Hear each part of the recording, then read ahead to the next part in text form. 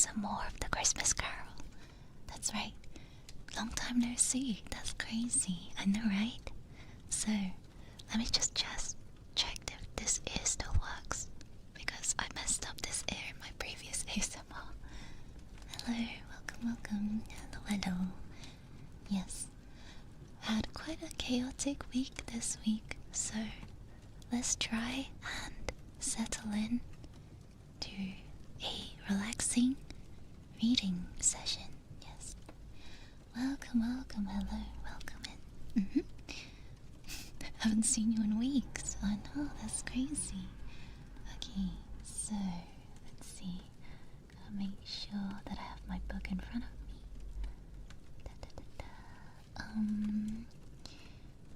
There we go.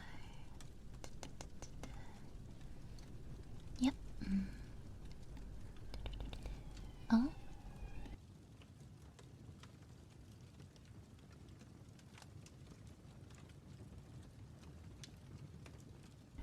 Hello. Back again. Okay, so last time we got up to stave 2. This time we need to read stave 3, the second of the 3 spirits. We got up to the second spirit. Now it's time for the... Wait, no. Yeah, time for the second spirit. I got a bit confused. So, shall we get started?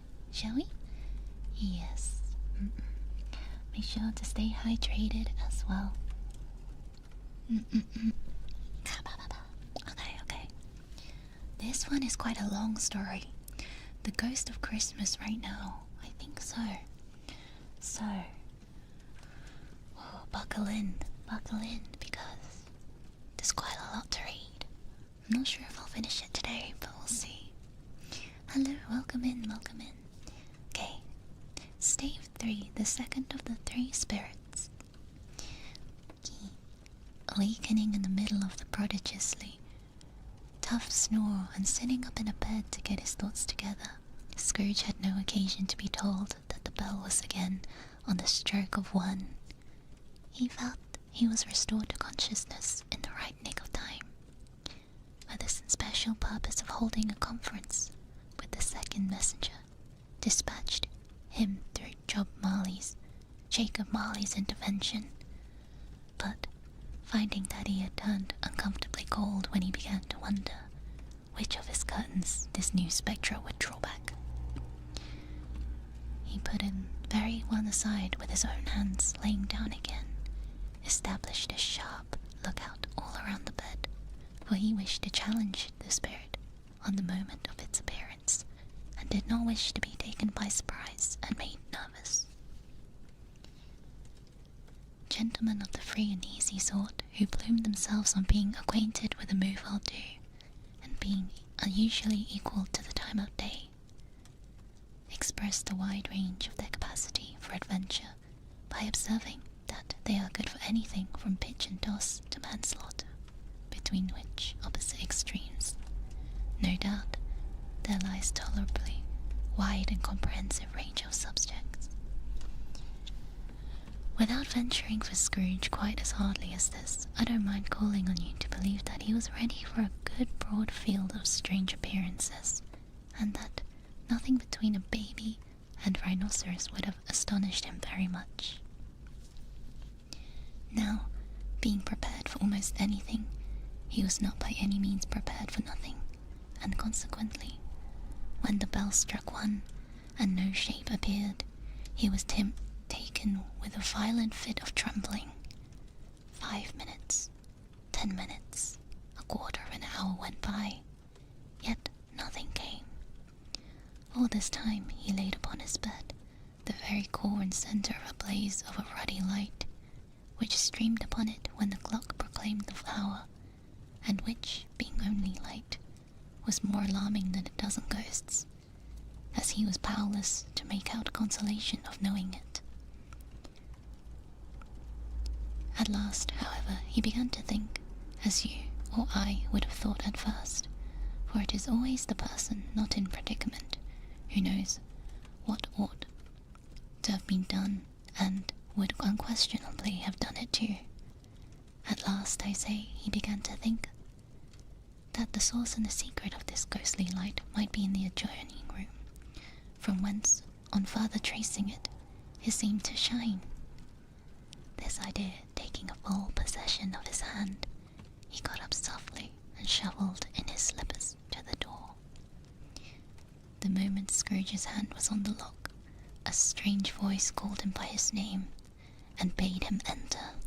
He obeyed. It was his own room, there was no doubt about that, but he had undergone a surprising transformation. The walls and the ceilings were so hung with living green that it looked like a perfect grove, from every part which bright gleaming berries glistened. The crisp leaves of holly, mistletoe, and ivy reflected back the light, as if so many little mirrors had scattered there. Such a mighty blaze went roaring up in the chimney, as that dull petrification of earth had ever known in Scrooge's time. All Marley's, all for many and many a winter season gone.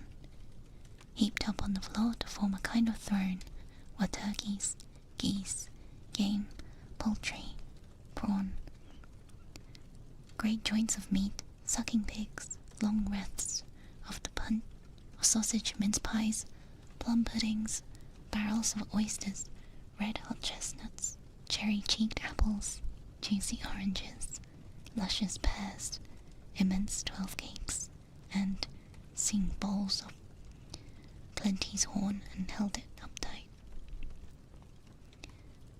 That made the chamber dim with the delicious steam.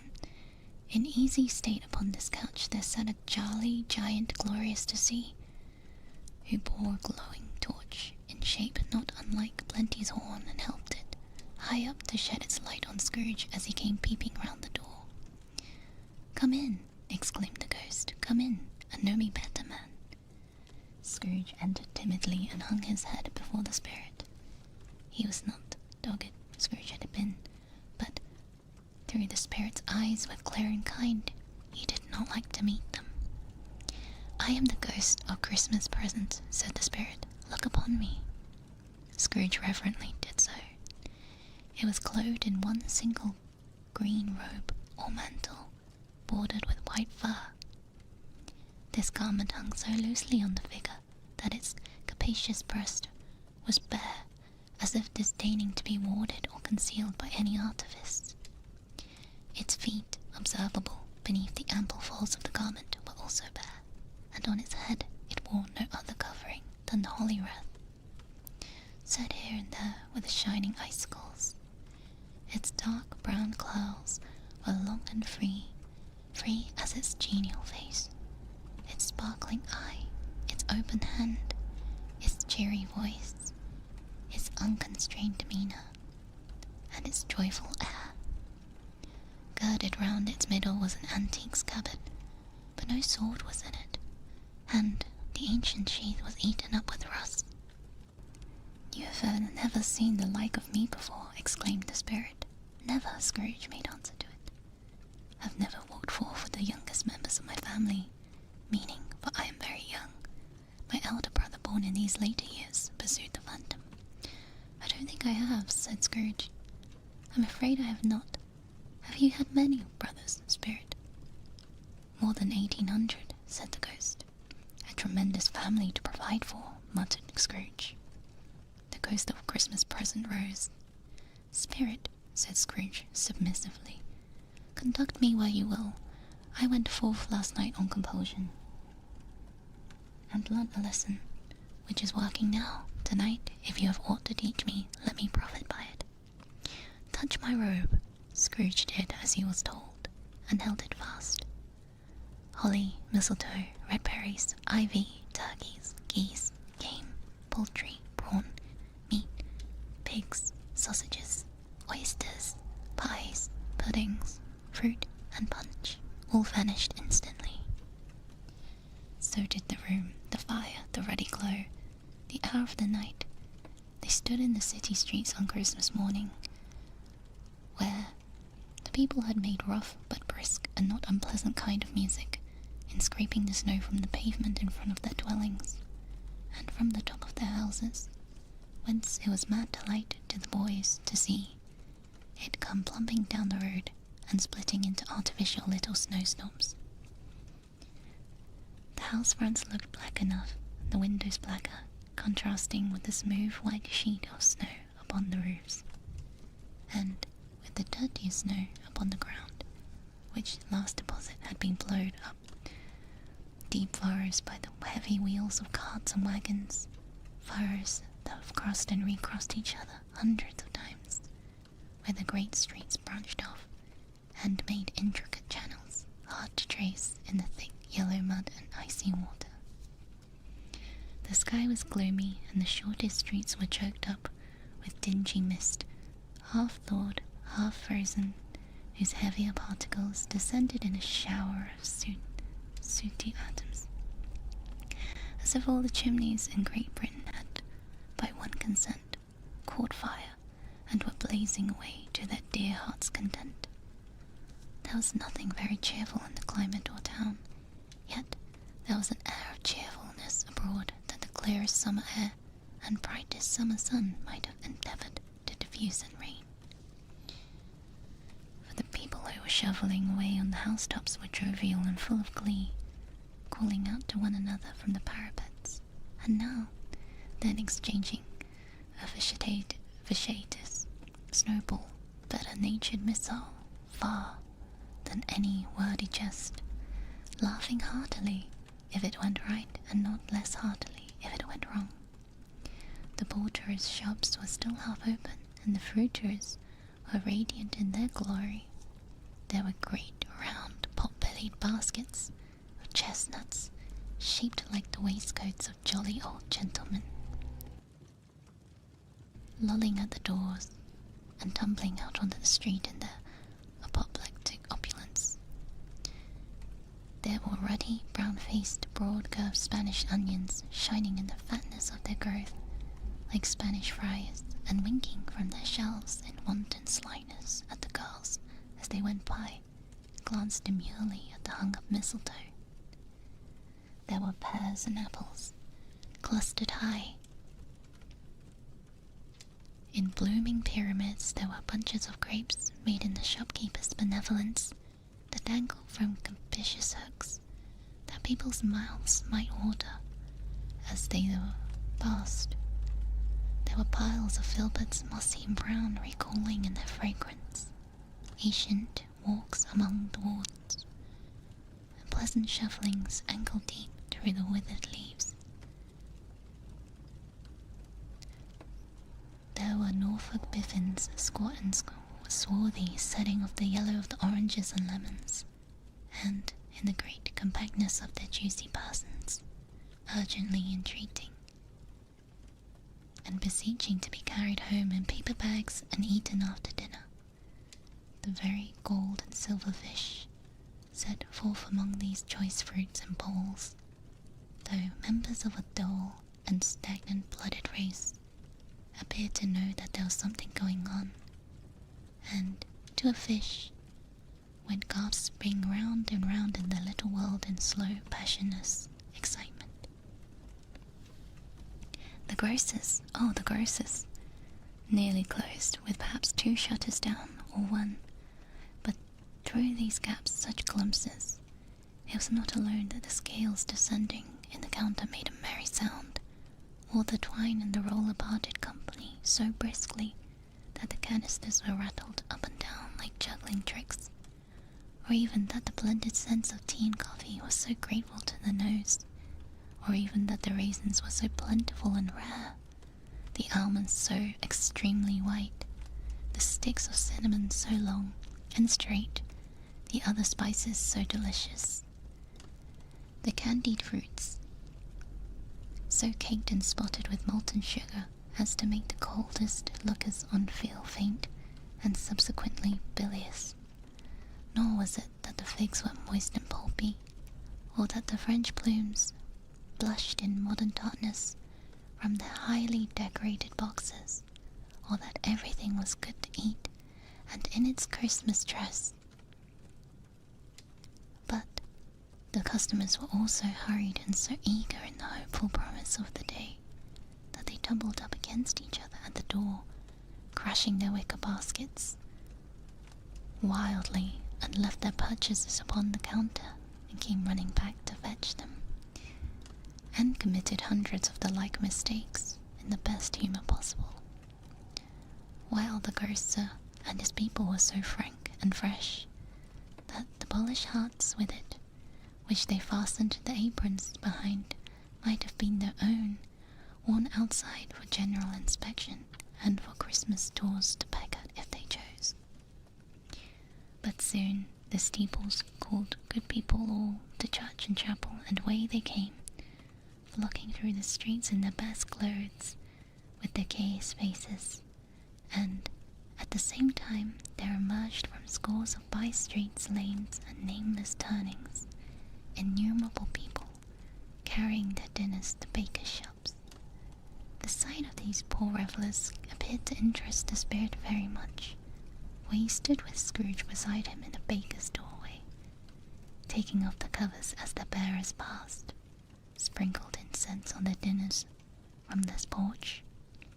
But it was a very uncommon type of torch, for once or twice when there were angry words between some dinner carriers who had jostled each other, he shed a few drops of water on them from it. Their humour was restored directly, for they said it was a shame to quarrel upon Christmas Day, and so it was. God love it, so it was. In time the bells ceased, the bakers were shut up, and yet there was a genial shadowing forth of these dinners, and the progress of their cooking, in a thawed blotch of wet above the baker's oven, where the pavement smoked as if its stones were cooking too. "Is there a peculiar flavour in which you sprinkle from your torch?" asked Scrooge. "Yes, there is, my own." "Would it apply to any kind of dinner on this day?" asked Scrooge. To kindly given, to a poorest one most." "Why to a poor one most?" asked Scrooge. "Because it needs it most." "Spirit," said Scrooge, after a moment's thought, "I wonder all of the beings in the many world about us should desire to cramp all these people's opportunities of innocent enjoyment." "Aye," cried the spirit, "you would deprive them of their means of dining every 7th day, often the only day on which they can be said to dine at all," said Scrooge, "wouldn't you?" "Aye," cried the spirit, "you seek to close these places on the 7th day," said Scrooge, "and it comes the same thing." "I seek," exclaimed the spirit. "Forgive me if I am wrong. It has been done in your name, or at least in that of your family," said Scrooge. "There are some upon this earth of yours," returned the spirit, "who lay claim to know us, and who do their deeds of passion, pride, ill will, hatred, envy, bigotry, and selfishness in our name, who are as strange to us and all our kith and kin as if they had never lived. Remember that, and charge their doings on themselves and not us." Scrooge promised that he would, and they went on, invisible as they had been before, into the suburbs of the town. It was a remarkable quality of the ghost, which Scrooge had observed at the baker's, that, notwithstanding his gigantic size, he could accommodate himself to any place with ease, and that he stood beneath a low roof, quite as gracefully like a supernatural creature as if possible he could have done in any lofty hall. Or else it was his own kind, generous, hearty nature, and his sympathy with all poor men, that led him straight to Scrooge's clerks, for there he went, and took Scrooge with him, holding to his robe, and on the threshold of the door the spirit smiled and stopped to bless Bob Cratchit's dwelling with a sprinkle of his torch. Think of that! Bob had but 15 bob a week himself. He pocketed on Saturdays but 15 copies of his Christian name. Yet the ghost of Christmas present blessed his 4-roomed house. Then up rose Mrs. Cratchit, Cratchit's wife, dressed out but poorly in a twice-turned gown, but brave in ribbons, which are cheap and make a goodly show for sixpence, and she laid the cloth, assisted by Belinda Cratchit, second of her daughters, also brave in ribbons, while Master Peter Cratchit plunged a fork into the saucepan of potatoes, and, getting the corners of his monstrous shirt collar into his mouth, rejoiced to find himself so gallantly attired, yearned to show his linen into fashionable parks. And now 2 smaller Cratchits, boy and girl, came tearing in, screaming that outside the bakers they had smelt the goose, and known it for their own, basking in luxurious thoughts of sage and onion. Those young Cratchits danced about the table, and exalted Master Peter Cratchit to the skies, while he blew the fire until the slow potatoes, bubbling up, knocked loudly at the saucepan lid to be let out and peeled. "What has ever got to your precious father, then?" said Mrs. Cratchit, "and your brother, Tiny Tim, and Martha, weren't as late as Christmas Day by half an hour?" "Here's Martha, mother," said a girl, appearing as she spoke. "Here's Martha, mother," cried the young 2 Cratchits. "Hurrah! There's such a goose, Martha." "Why, bless your heart alive, my dear, how late you are," said Mrs. Cratchit, kissing her a dozen times, taking off her shawl and bonnet, for her with officious zeal. "We'd had a deal of work to finish up last night," replied the girl, "and had yet to clear away this morning, mother." "Well, never mind, so long as you are come," said Mrs. Cratchit. "Sit down before the fire, my dear, and have a warm, Lord bless ye." "No, no, there's a father coming," cried the 2 young Cratchits, who were everywhere at once. "Hide, Martha, hide." So Martha hid herself, and in came little Bob, the father, with at least 3 feet of comforter, exclusive of the fringe, hanging down before him, and his threadbare clothes darned and brushed to look seasonable, and Tiny Tim upon his shoulder. Alas, for Tiny Tim, he bore a little crutch, and had his limbs supported by an iron frame. "Why, where's our Martha?" cried Bob Hatchet, looking around. "Not coming," said Mrs. Cratchit. "Not coming," said Bob, with such declension in his high spirits, for he had been Tim's blood horse all the way from church, and had come home rampant. "Not coming upon Christmas Day." Martha didn't like to see him disappointed, even if it were only in joke, so she came out prematurely from behind the closet door and ran into arms, while the 2 young Cratchits hustled Tiny Tim and bore him off into the wash-house, that he might hear the pudding singing in the copper. "And how did little Tim behave?" said Mrs. Cratchit, when she had rallied Bob on his credulity. Bob had hugged his daughter to his heart's content. "As good as gold," said Bob, "and better. Perhaps he gets thoughtful, sitting by himself so much, and thinks the strangest things you've ever heard. He told me coming home that he hoped the people saw him in church, because he was a cripple, and it might be pleasant to them to remember upon Christmas Day who made lame beggars walk, blind men to see." Bob's voice was so tremulous when he told this, and trembled more when he said that Tiny Tim was growing strong and hardy. His active little crutch was heard upon the floor, and came back Tiny Tim, before another word was spoken, escorted by his brother and sister to his stool before the fire, and while Bob, turning up his cuffs as if, poor fellow, they were capable of being made more shabby, compounded some hot mixture in a jug, with gin and lemons, and stirred it round and round, putting it on the hob to simmer.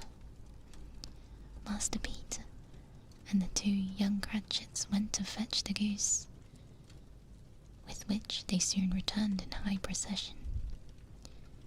Such a bustle ensued that you might have thought a goose the rarest of all birds, a feathered phenomenon, to which a black swan was a matter of course. And in truth, it was something very like that in the house. Mrs. Cratchit made the gravy, ready beforehand in a little saucepan, hissing pot. Master Peter mashed the potatoes with incredible vigour, and Miss Belinda sweetened up the applesauce. Martha dusted the hot plates. Bob took Tiny Tim beside him in a tiny corner of the table. The two young Cratchits set chairs for everybody, but not forgetting themselves, mounting guards upon the posts, crammed spoons into their mouths, lest they should shriek for the goose before their turn came to be helped. At last the dishes were set upon, and the grace was said. It was succeeded by breathless pause as Mrs. Cratchit, looking slowly all along the carving knife, prepared to lunge into the breast.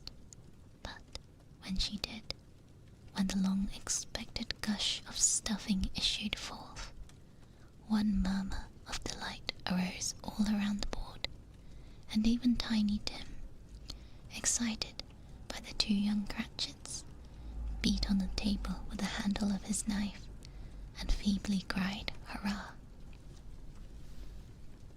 There never was such a goose. Bob said he didn't believe there was ever such a goose cooked. His tenderness, flavour, size and cheapness were the themes of universal admiration, egged out by applesauce and mashed potatoes. It was a sufficient dinner for the whole family, indeed, as Mrs. Cratchit said with great delight. They hadn't ate it all at last, yet everyone had had enough. The youngest Cratchits in particular were steeped in sage and onion.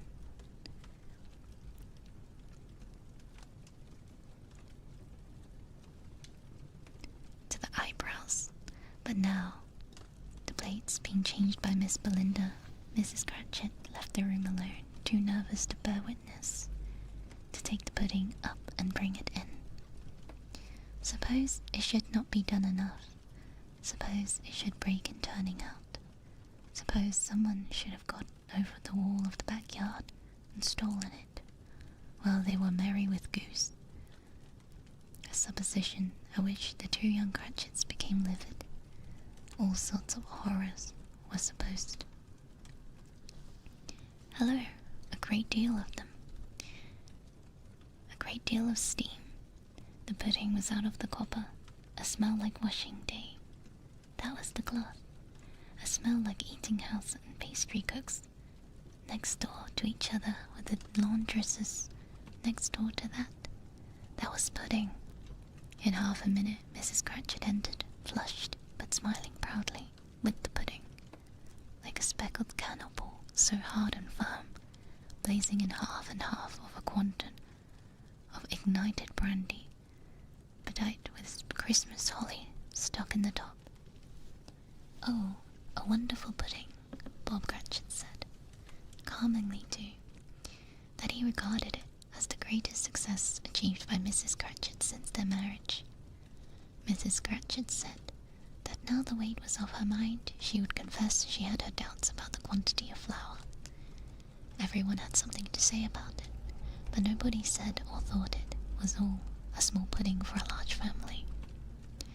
It would have been flat heresy to do so. Any Cratchit would have blushed to hint at such a thing. At last the dinner was all done. The cloth was cleared, the hearth was swept, the fire made up, the compound in the jug being tasted and considered perfect. Apples and oranges were put upon the table, and a shovel full of chestnuts on the fire. Then all the Cratchit family drew around the hearth, in what Bob Cratchit called a circle, meaning half of one, and at Bob Cratchit's elbow stood the family display of glass, 2 tumblers and a custard cup without a handle. These held the hot stuff from the jug, however, as well as the golden goblets would have done, and Bob served it out with beaming looks, while the chestnuts on the fire sputtered and cracked noisily. Then Bob proposed. "A Merry Christmas to us all, my dears. God bless us," which all the family re-echoed. "God bless us, everyone," said Tiny Tim, the last of all. He sat very close to his father's side upon his little stool. Bob held his withered little hand in his, as if he loved the child and wished to keep him safe by his side, and dreaded that he might be taken from him.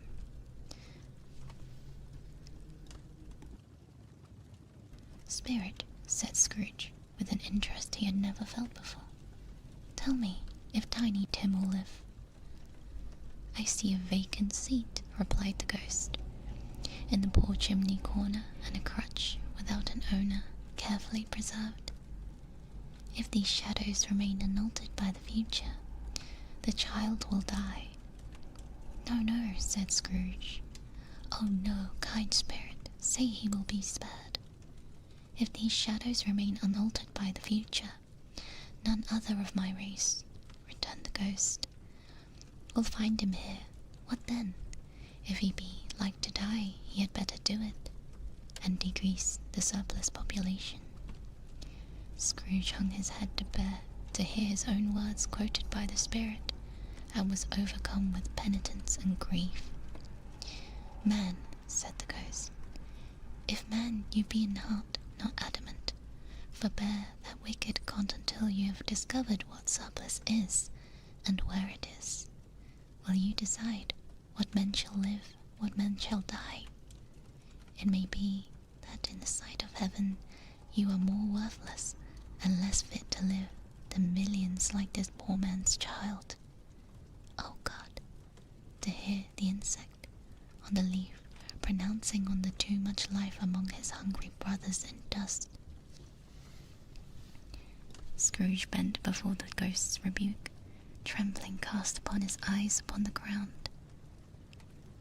But he raised them speedily on hearing his own name.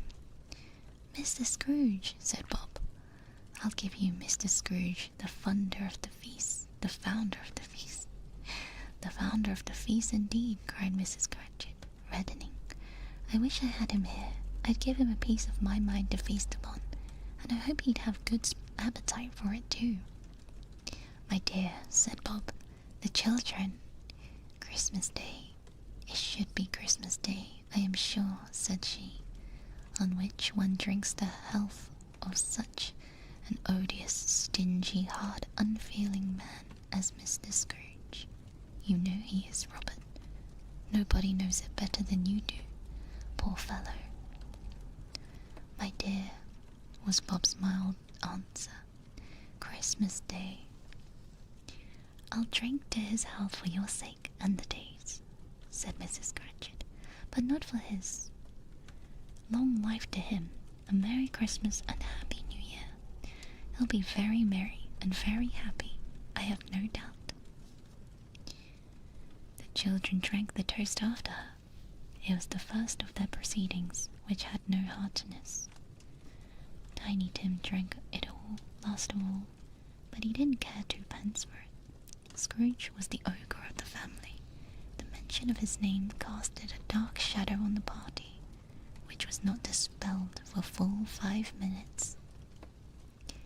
After it had passed, they were 10 times more merrier than before, from the mere relief of Scrooge, the baleful, being done with. Bob Cratchit told him that he had the situation in his eye for Master Peter, which would bring in, if obtained, full 5 and 6 weekly. The 2 young Cratchits laughed tremendously at the idea of Peter's being a man of business, and Peter himself looked thoughtfully at the fire from between his collars, as if he was deliberating what particular investments he should favour when he came into the receipt of that bewildering income. Martha, who was a poor apprentice at the milliner's, then told them what kind of work she had to do, how many hours she worked at a stretch, and how she meant to lie 8 tomorrow morning for a good long rest, tomorrow being a holiday she passed at home.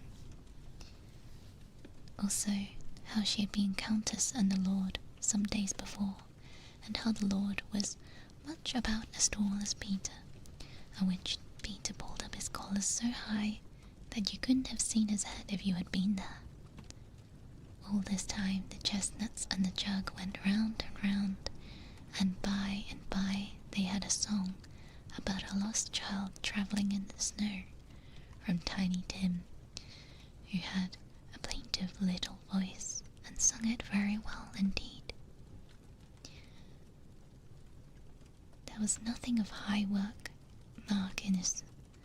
They were not a handsome family, they were not well dressed.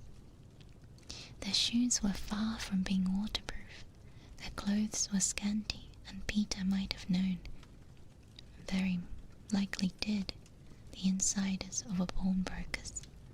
But they were happy, grateful, pleased with one another, and contented with the time. And when they faded, and looked happier yet in the bright sprinklings of the spirit's tortured parting, Scrooge had his eyes upon them, especially on the Tiny Tim, until the last. By this time it was getting dark, and the snowing pretty heavily, and as Scrooge and the spirit went along the streets, the brightness of the roaring fires in kitchens and parlours, and all sorts of rooms were wonderful. Here the flickering of the blaze showed preparations for a cosy dinner, with hot plates baking through and through before the fire, and deep red curtains ready to be drawn to shut out cold and darkness. Though all the children of the house were running into the snow to meet their married sisters, brothers, cousins, uncles, aunts, and to be the first to greet them. Here again were shadows on the window blind of guests assembling. There was a group of handsome girls, all hooded, fur-booted, all chattering at once, tripped lightly off to hear some neighbour's house, where woe upon the single man who saw them enter. Artful witches, well they knew it, in a glow. But if you had judged from the numbers of people on their way to friendly gatherings, you might have thought that no one was at home, given the welcome when they got there, instead of every house expecting company, piling up its fires half chimney high. Blessings on it, how the ghost exulted, how it bared its breadth of breast, and opened its capacious palm, and floated on, outpouring with a generous hand its bright and harmless mirth on everything within its reach. The very lamplighter who ran on before, dotting the dusky street with specks of light, and who was dressed to spend the evening somewhere, laughed out loudly as the spirit passed. Though little kenned the lamplighter that he had any company but Christmas.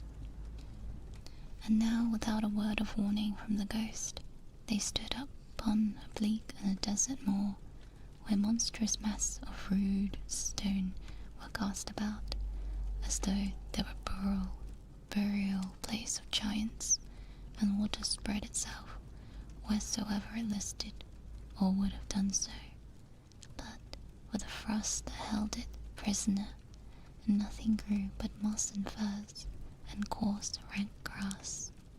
Down in the west, the setting sun had left a streak of fiery red, which glared upon the desolation for an instant like a sullen eye, frowning lower and lower yet, was lost in a thick gloom of darkest night.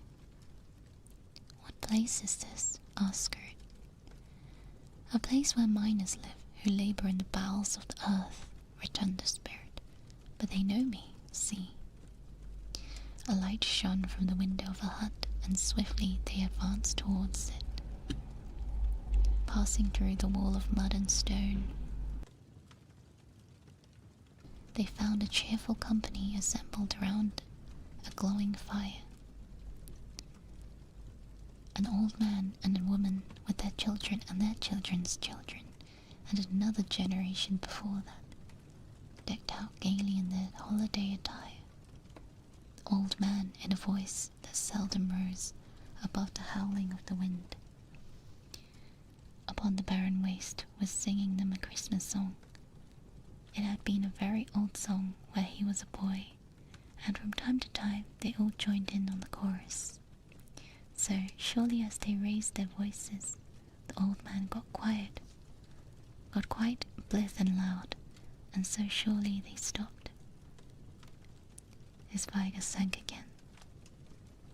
The spirit did not tarry here, but bade Scrooge hold his rope, and passing on above the moor, sped whither, not to see, to see. To Scrooge's horror, looking back, he saw the last of the land, a frightful range of rocks behind them, and his ears were deafening by the thundering of water as it rolled and roared, raged among the dreadful caverns. It had worn and fiercely tried to undermine the earth. Built upon the dismal reef of sunken rocks, some league or so from the shore on which the waters chafed and dashed. The wild year, though, there stood a solitary lighthouse. Great heaps of seaweed clung to its base, and storm birds, born of the wind, one might suppose, as seaweed of the water, rose and fell about it, like the waves they skimmed. But even there, 2 men who watched the light had made a fire that, though the loophole in the thick stone wall shed out a ray of brightness on the awful sea, joining their horny hands over the rough table at which they sat, they wished each other Merry Christmas in their can of grog, and one of them, the elder two, with his face all damaged and scarred with hard weather, as the figurehead of an old ship might be struck, a sturdy song that was like a gale in itself. Again the ghost sped on, above the black and heaving sea, on and on, until, being far away, as he told Scrooge, from any shore, they lighted a ship. They stood, besides the helmsman at the wheel, the lookout in the bow, the officers who had a watch, dark, ghostly figures in their several stations, but every man among them hummed a Christmas tune, or had a Christmas thought, or spoke below his breath to his companion of some bygone Christmas day, with homeward hopes belonging to it. And every man on board, walking or sleeping, good or bad, had a kinder word for another on the day than any other day in the year, and had shared to some extent its festivities, and had remembered those he cared for in the distance, and had known they had delighted to remember him. It was a great surprise to Scrooge, while listening to the moaning of the wind and thinking what a solemn thing it was to move on through the lonely darkness over the unknown abyss, whose depths were secrets as profound as death. It was a great surprise to Scrooge, while thus engaged, to hear a hearty laugh. It was a much greater surprise to Scrooge to recognize it as his own nephew's, and to find himself in a bright, dry, gleaming room, with the spirit standing smiling by his side, looking at the same nephew with approving affability. "Ha!" laughed Scrooge's nephew. "Ha ha ha! If you should happen by any chance to know a man more blessed in a laugh than Scrooge's nephew, all I can say is, I should like to know him too. Introduce him to me, and I'll cultivate his acquaintance. It is fair, even-handed, noble adjustment of things, that, while there is an infection in disease and sorrow, There is nothing in the world so irresistibly contagious as laughter and good humour. When Scrooge's nephew laughed in his way, holding his sides, rolling his head, and twisting his face into the most extravagant contortions, Scrooge's niece, by marriage, laughed as heartily as he, and their assembled friends, being not a bit behindhand, roared out lustily. He said that Christmas was a humbug as I live, cried Scrooge's nephew, and he believed it too. More shame for him, Fred, said Scrooge's niece. Bless those women, they never do anything by halves. They are always in earnest. She was very pretty, exceedingly pretty, with a dimpled, surprising look, capital face, a ripe little mouth that seemed to be made to be kissed, as no doubt it was, all kinds of good little dots about her chin that melted into one another when she laughed, and the sunniest pair of eyes you ever saw in any little creature's head. Altogether, she was what you would have called provoking, you know, but satisfactory too. All perfectly satisfactory. He's a comical old fellow, said Scrooge's nephew. That's the truth, and not so pleasant as he might be. However, his offences carry their own punishment, and I have nothing to say against him. I'm sure he's very rich, Fred, hinted Scrooge's niece. At least, you always tell me so. What of that, my dear, said Scrooge's nephew. His wealth is of no use to him. He don't do any good with it. He don't make himself comfortable with it. He hasn't the satisfaction of thinking, ha ha ha, that he is ever going to benefit us with it. I have no patience with him, observed Scrooge's niece. Scrooge's niece, his sisters, and all the other ladies expressed the same opinion. Oh, I have, said Scrooge's nephew. I am sorry for him. I couldn't be angry with him if I tried. Who suffers by his ill whims? Himself, always. Here, he takes it into his head to dislike us, and he won't come and dine with us. What's the consequence? You don't lose much of dinner. Indeed, I think he loses a very good dinner, interrupted Scrooge's niece. Everybody else had said the same. They must be allowed to have competent judges, because they just had dinner, and with the dessert upon the table, were clustered around the fire by lamplight. Well, I am very glad to hear it, said Scrooge's nephew, because I have a great faith in these young housekeepers. What do you say, Topper? Topper had clearly got his eye upon one of Scrooge's niece's sisters, for he answered that a bachelor was a wretched outcast who had no right to express an opinion on the subject, whereat Scrooge's niece's sister, the plump one with the lace tucker, not the one with the roses, blushed. Do go on, Fred, says Scrooge's niece, clapping her hands. He never finishes what he begins to say. He is such a ridiculous fellow. Scrooge's nephew revelled in another laugh, and it was impossible to keep the infection off, though the plump sister tried hard with the aromatic vinegar. His example was unanimously followed. I was only going to say, said Scrooge's nephew, that the consequence of his taking a dislike to us, and not make merry with us, is, as I think, that he loses some pleasant moments, which could do him no harm. I am sure he loses pleasanter companions than he can find in his own thoughts, either in his mouldy old office, or his dusty chambers. I meant to give him the same chance every year, whether he likes it or not, for I pity him. I may rail at Christmas till he dies, but he can't help thinking better of it. I defy him. If he finds me going there, in good temper year after year and saying, "Uncle Scrooge, how are you?" If it only puts him in vain to leave his poor clerk £50, that's something, and I think I shook him yesterday.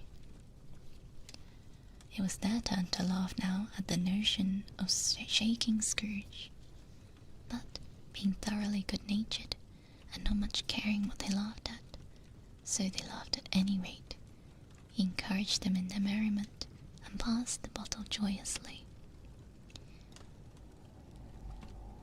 After tea they had music. For some, they were a musical family. They knew what they were about.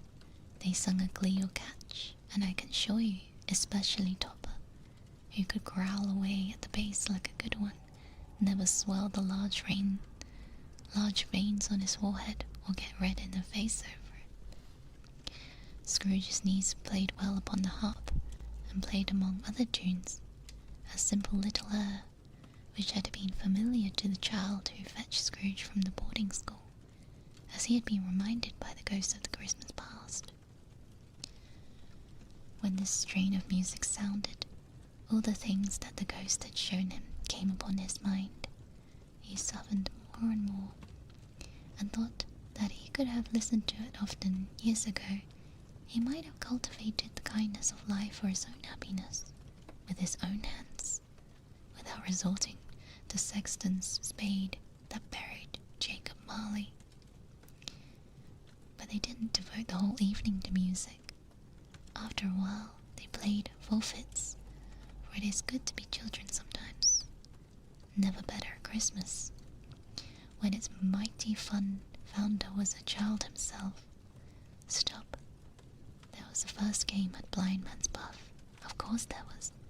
And I no more believe Topper really blind than I believe he had eyes in his boots. My opinion is that it was a done thing between him and Scrooge's nephew, that the ghost of Christmas present knew it. The way he went after the plump sister in the lace tucker was an outrage at the credulity of human nature. Knocking down the fire irons, tumbling over the chairs, bumping against the piano, smothering himself among the curtains, wherever she went, there went he. He always knew where the plump sister was. He wouldn't catch anybody else. If you had fallen against him on purpose, he would have made feint of endeavouring to seize you, which would have been an affront to your understanding, and would instantly have sidled off in the direction of the plump sister. She often cried that it wasn't fair, and it really was not. But when at last he caught her, when in spite of all her silken rustlings and her rapid flutterings past him, he got her into a corner whence there was no escape, then his conduct was most execrable. For his pretending not to know her, his pretending that it was necessary to touch her headdress, and further to assure him of her identity by pressing a certain ring upon her finger and a certain chain about her neck, was vile, monstrous. No doubt she told him her opinion of it when another blind man being in office. They were so very confidential together behind the curtains. Scrooge's niece was not one of the blind man's buff party, but was made comfortable with a large chair and footstool, in a snug corner where the ghost and Scrooge were close behind her. But she joined in forfeits, and loved her love to admiration of all the letters of the alphabet.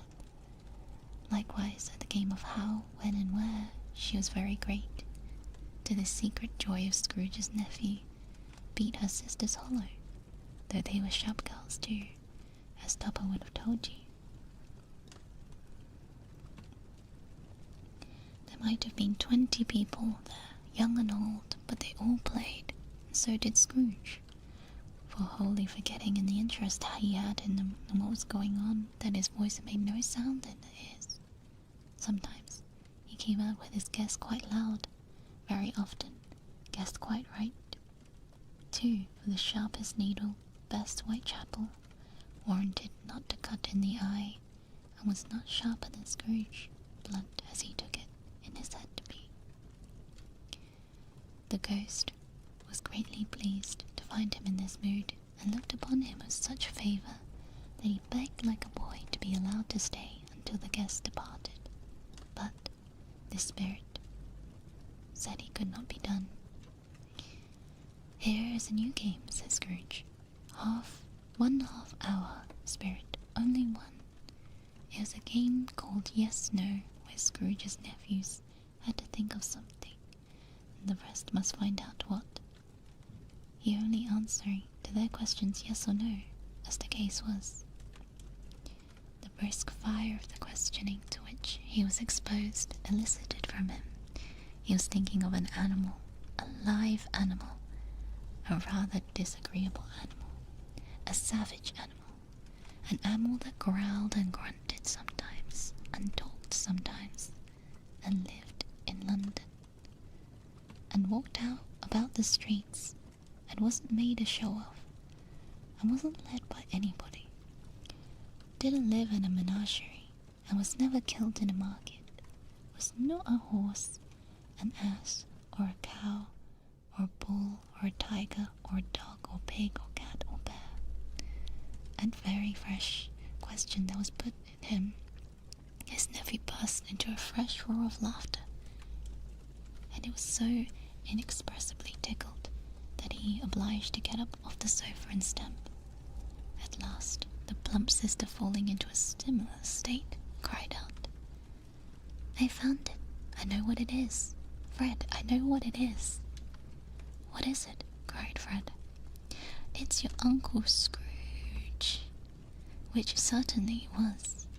Admiration was the universal sentiment, though some objected to the reply, "Is it a bear?" ought to have been yes, inasmuch as an answer to the negative was sufficient to have diverted their thoughts from Mr. Scrooge, supposing they had any tendency that way.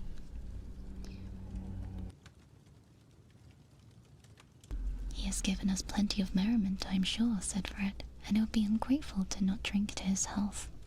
Here is a glass of mulled wine, ready to our hand at the moment, and I say, Uncle Scrooge."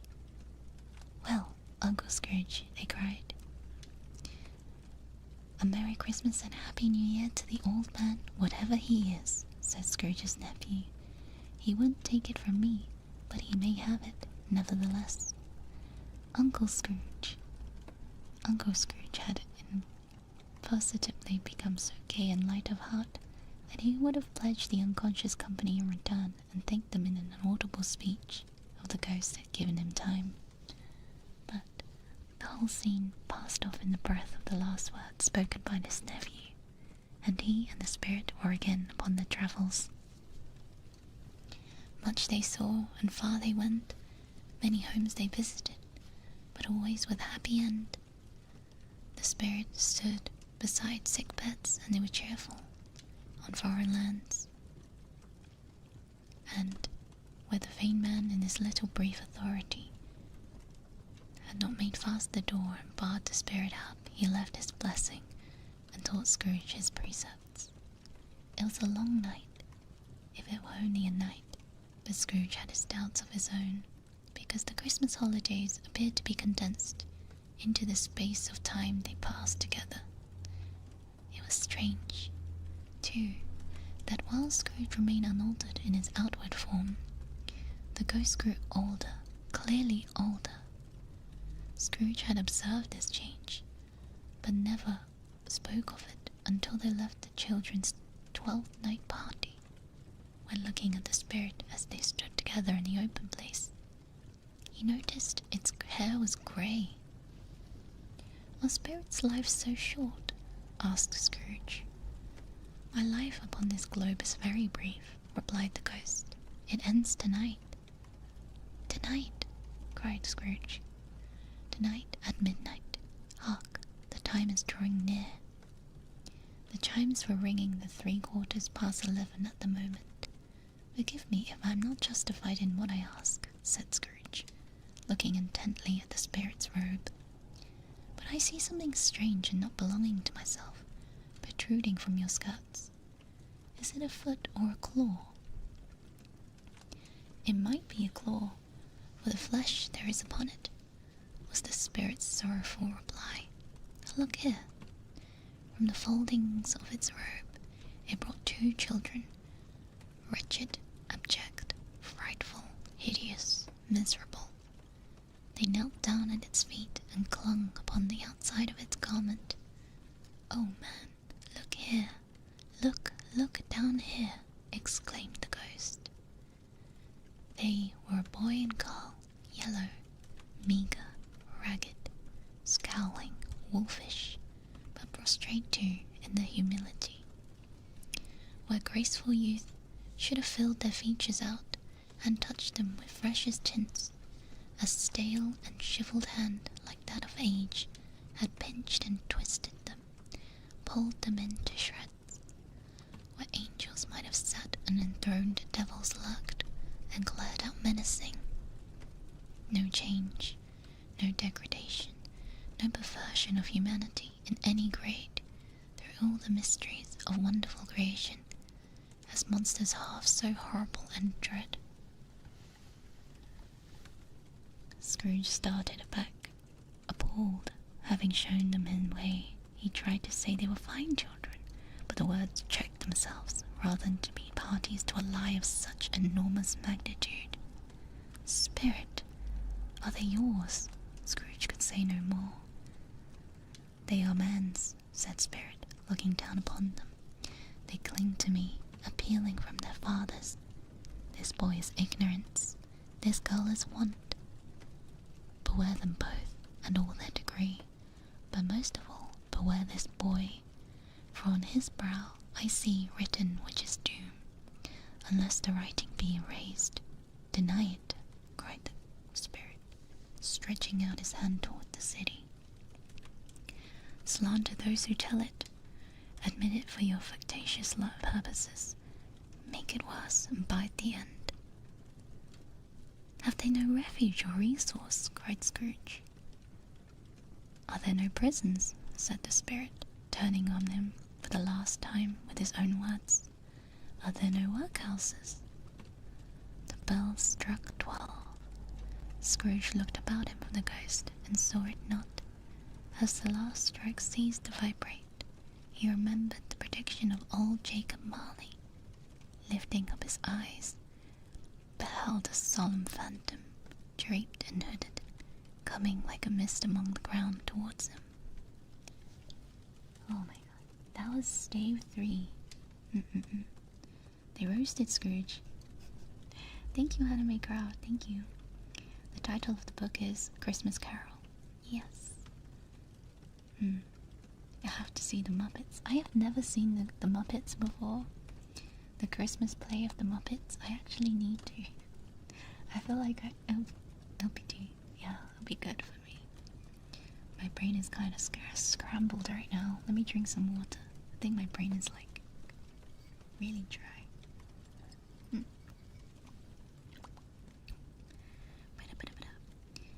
Yeah.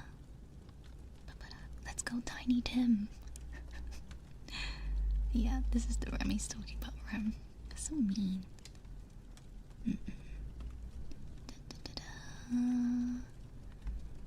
Thank you, Jack of Blades. Welcome to Ramsey and Turn. Thank you very much. I am locked in. The Muppets is great. That was a really, really long section. He was cooked by 10-year-olds. Okay. Let me stretch my legs. Gosh, I am like shrimped at my desk right now. Oh my. So, stave 4, the last of the spirits. Let me quickly have a look at how long this book is, because it'll be really awkward to not finish it. Okay, I think I might be able to finish it. Stave 4 is quite long. Okay, let me just get ready, mentally prepare myself. Remember to stretch and drink your water. Yes. But yeah, hello to everyone who joined at some point. Hello, welcome, welcome. Rem's frozen toes. It's actually not too cold under my blanket because right now, as I'm reading, I am hunched over my desk and I've got a big duvet cover over me. Yeah, the spirit was no other than Scrooge himself. Ooh. Dang, it could be. Christmas Carol speedrun. Oh my gosh. I just find it really funny that I went from like a really chaotic stream before this one to a really calm Christmas Carol reading. So, yeah, that's a little bit of whiplash. Okay, hunched like L. Yeah, pretty much. Polar opposites. Scrooge needs to what? Okay, out of context, that is wild. I'm slowly turning into Scrooge. Oh my gosh. Do you guys know a real life Scrooge? Do you know someone in real life who acts like Scrooge? I feel like Scrooge reminds me of my dad. Just reading. Like, not like he goes bah humbug, but I'm like, the more and more I'm reading, I'm like, oh my god, you? You think I'm like Scrooge? I actually enjoy Christmas. I actually like Christmas. Because as a kid, I didn't really get to celebrate it a lot. So, well, these days I'm quite busy, but even if I don't celebrate it, I like Christmas. I don't think I know anyone like that in real life. You might? Maybe? 99% you are Scrooge. Wow. I don't know anyone that hates it like that. I'm sure you're bound to find someone. Maybe Scrooge is a little bit to the extreme side. Maybe he is a little bit of an exaggeration. Yeah. She got the reindeer slippers. Yeah. Okay, I'm gonna get ready. Stay for the last of the spirits. Okay, back into the grind. The phantom slowly, gravely, silently approached. When it came near him, Scrooge bent down upon his knee, for in every air through which his spirit moved, it seemed to scatter in gloom mystery. It was shrouded in a deep black garment, which concealed its head, its face, its form, and left nothing of its visible save one outstretched hand. But for this, it would have been difficult to detach this figure from the night, and separate it from the darkness by which it was surrounded. He felt that it was tall and stately when it came beside him, and that its mysterious presence filled him with a solemn dread. He knew no more, for the spirit neither spoke nor moved. "I am the presence of the ghost of Christmas yet to come," said Scrooge. The spirit answered not, but pointed onward with its hand. "You're about to show me shadows of the things that have not happened, but will happen in the time before us," Scrooge pursued. "Is that so, spirit?" The upper portion of the garment was contracted for an instant in its folds, as if the spirit had inclined its head. That was the only answer he received. Although well used to ghostly company by this time, Scrooge feared the silent shape so much that his legs trembled beneath him. He found that he could hardly stand when he was prepared to follow it. The spirit paused a moment, as observing his condition. But Scrooge was all the worse for this.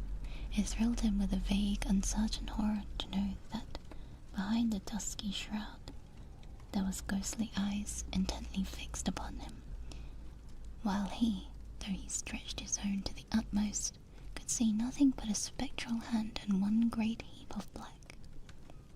"Ghost of the future," he exclaimed, "I fear you are more than any spectre I've ever seen, but as I know your purpose is to do me good, and as I hope to live to be another man from what I was, I am prepared to bear you company and do it with a grateful heart. Will you not speak to me?" It gave him no reply. A hand was pointed straight before them. "Lead on," said Scrooge. "Lead on. The night is waning fast, and it is precious time to me. I know. Lead on, spirit." The phantom moved away as it had come towards him. Scrooge followed into the shadows of its dress, which bore him up, he thought, and carried him along. They scarcely seemed to enter the city, for the city rather seemed to be spring about them, and encompass them of its own act. But there they were in the heart of it, on change among the merchants, who hurried up and down and chinked the money in their pockets, conversed in groups, and looked at their watches, and trifled thoughtfully with their great gold seals, and so forth, as Scrooge had seen them often. The spirit stopped beside one little knot of the businessmen, observing that the hand was pointed to them. Scrooge advanced to listen to their talk. "No," said a great fat man, with a monstrous chin. "I don't know much about it. Either way, I only know he's dead." "When did he die?" inquired another. "Last night, I believe." "Why, what was the matter with him?" asked a third, taking a vast quantity of snuff out of a very large snuff box. "I thought he'd never die." "God knows," said the first, with a yawn. "What has he done with his money?" asked a red-faced gentleman, with a pendulous excrescence on the end of his nose that shook like the gills of a turkey cock. "I haven't heard," said the man, with a large chin, yawning again. "Left it to his company, perhaps. He hasn't left it to me, that's all I know." This pleasantry was received with a general laugh. "It's likely to be very cheap funeral," said the same speaker, "for upon my life I don't know anybody to go to it. Suppose we make up a party and volunteer?" "I don't mind going if a lunch is provided," observed the gentleman. "But I must be fed if I make one." Another laugh. "Well, I am the most disinterested among you all after all," said the first speaker, "for I never wear black gloves. I never eat lunch, but I'll offer to go if anybody else will. When I come to think of it, I'm not sure I was all his most particular friend, for we used to stop and speak whenever we met. Bye-bye."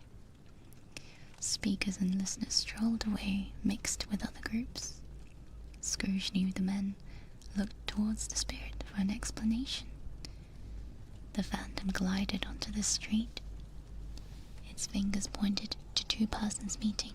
Scrooge listened again, thinking that the explanation might lie here. He knew these men almost perfectly. They were men of business, very wealthy, and of great importance. He had made a point of standing well in their esteem in a business point of view, that is, strictly in a business point of view. "How are you?" said one. "How are you?" returned the other. "Well," said the first, "Old Scratch has got his own at last, eh?" "So I am told," returned the second.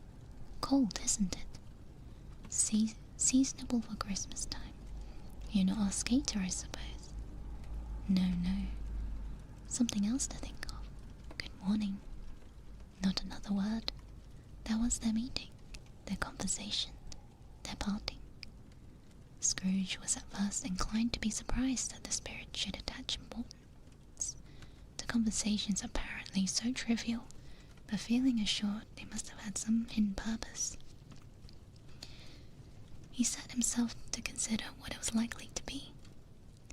They could scarcely be supposed to have any bearing on the death of Jacob, his old partner, for that was the past, and this ghost's province was the future. nor could he think of anyone immediately connected with himself to whom he could apply them, but nothing doubting that doom. Soever, they implied they had some latent moral for his own improvement. He resolved to treasure up every word he heard and everything he saw, especially to observe the shadow of himself when it appeared. For he had an expectation that the conduct of his future self would give him the clue he missed, and would render the solution of these riddles easy.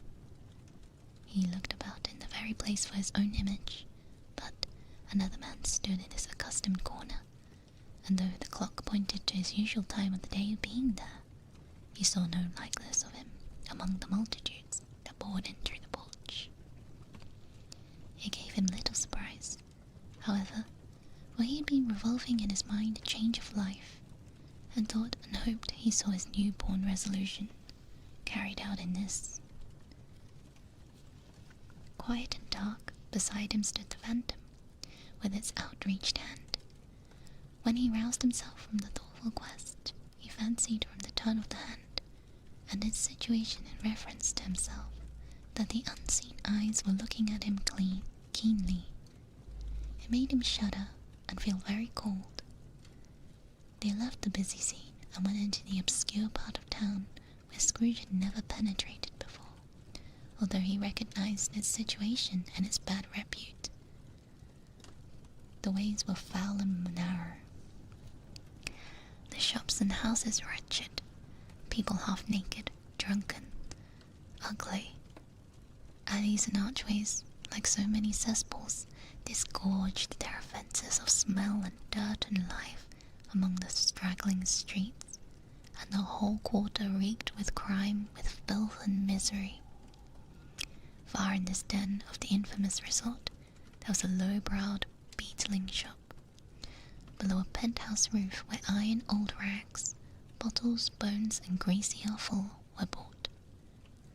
Upon the floor within were piled up heaps of rusty keys, nails, chains, hinges, files, scales, weights, refuse of iron of all kinds.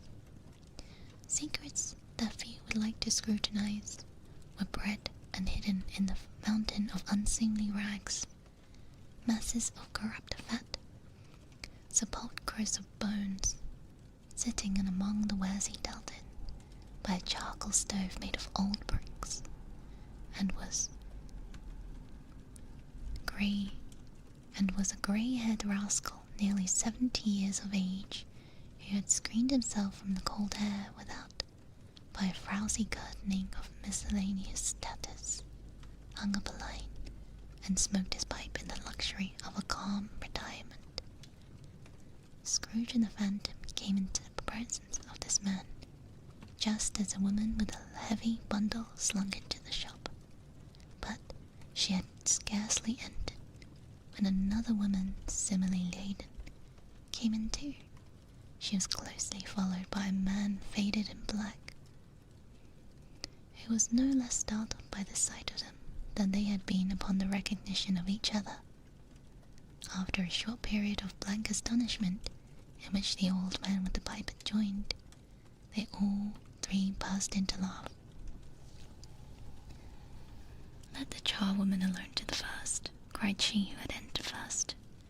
"Let the laundress alone to be the second. Let the undertaker's man alone to be the third. Look here, old Joe, here's a chance.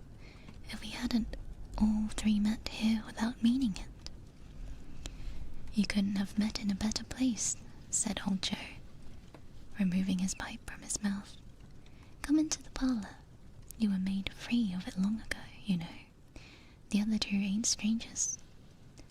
Stop till I shut the door of the shop. Ah, how it squeaks. There ain't such a crusty bit of metal in the place as its own hinges, I believe. I am sure there are no such old bones as mine. We're all suitable to our calling. We're well matched. Come into the parlour. Come into the parlour." The parlour was a space behind the screen of rags. The old man raked the fire together with an old stair rod, having trimmed his smoky lamp with the stem of his pipe, put it in his mouth again. While he did this, the woman who had already spoken threw her bundle on the floor, sat down in a flaunting manner on the stool, crossing her elbows on her knees and looking with a bold defiance at the other two. "What odds, then? What odds, Mrs. Dilber?" said the woman. "Every person has a right to take care of themselves." He always did. "That's true, indeed," said the laundress. "No man more so." "Why, then, don't stand staring as if you were afraid, woman. Who's the wiser? We're not going to pick holes in each other's coats, I suppose." "No, indeed," said Mrs. Dilber and the man together. "We should hope not." "Very well," cried the woman. "That's enough. Who's the worse for the loss of a few things like these? Not a dead man, I suppose." "No, indeed," said Mrs. Dilber, laughing. "If he wanted to keep them after he was dead, a wicked old screw," pursued the woman. "Why wasn't he natural in his lifetime?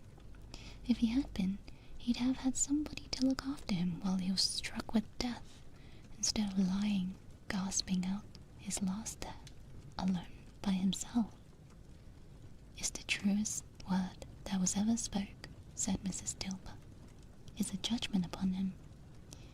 "I wish it was a little heavier judgment," replied the woman, "and it should have been, you may depend upon it, if I could have laid my hands on anything else. Open that bundle, old Joe. Let me know the value of it. Speak out plain. I am not afraid to be the first, nor afraid for them to see it.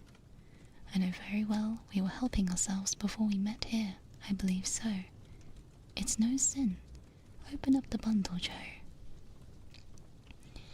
But the gallantry of her friends would not allow this. The man in faded black, mounting the breech first, produced his plunder. It was not extensive.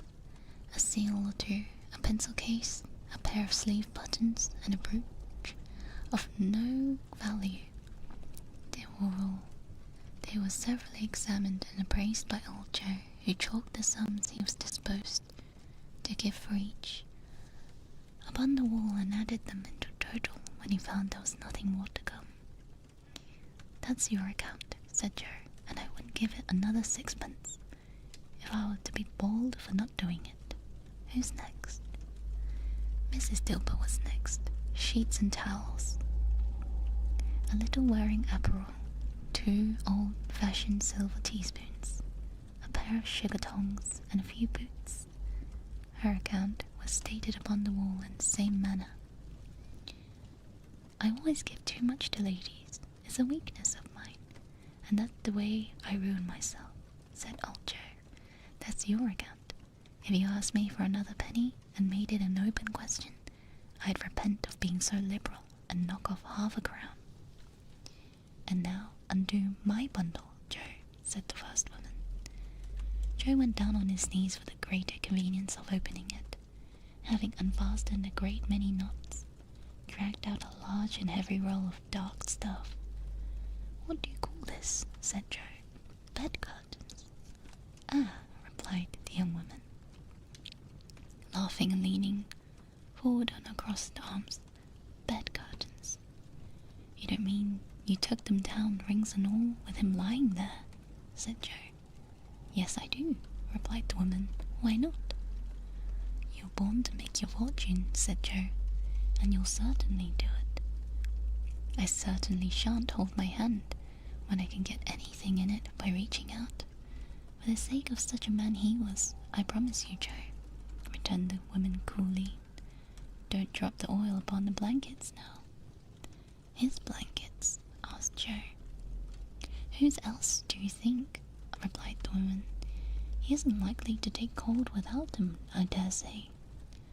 "I hope he didn't die of catching anything, eh?" said old Joe, stopping in his work and looking up. "Don't you be afraid of that," returned the woman. "I aren't so fond of his company that I'd loiter about him for such things, if he did. Ah, you may look through that shut till your eyes ache, but you won't find a hole in it, nor a threadbare place. It's the best he had, and a fine one too. they'd have wasted it if it hadn't been for me. What do you call wasting of it? Asked Joe. Putting it on him to be buried in, to be sure, replied the woman with a laugh. Somebody was fool enough to do it, but I took it off again. If calico ain't good enough for such a purpose, it ain't good enough for anything. It's quite as becoming to the body. He can't look uglier than he did in that one. Scrooge listened to this dialogue in horror as they sat grouped about in the spoil in the scanty light afforded by the old man's lamp. He viewed them with detestation and disgust, which could hardly have been greater, though they had been obscene demons marketing the corpse itself. Ha ha, laughed the same woman, when old Joe produced a flannel bag with money in it, told out the several gains upon the ground. This is the end of it, you see. He frightened away everyone from him when he was alive, to profit us when he was dead. Spirit, said Scrooge, shuddering from head to foot. I see. The case of this unhappy man might be my own. My life tends that way. Now, merciful heaven, what is this? He recoiled in terror, for the scene had changed. Now he was almost touched a bed, a bare, uncurtained bed, on which beneath a ragged sheet there lay something covered up, which, though it was dumb, announced itself in awful language. The room was very dark, too dark to be observed with any accuracy, though Scrooge glanced around in obedience to a secret impulse, anxious to know what kind of room it was. A pale light rising in the outer air fell straight upon the bed, and on it, plundered and bereft, unwatched, unwept, uncared for, it was the body of this man. Scrooge glanced towards the phantom. Its steady hand was pointed to the head.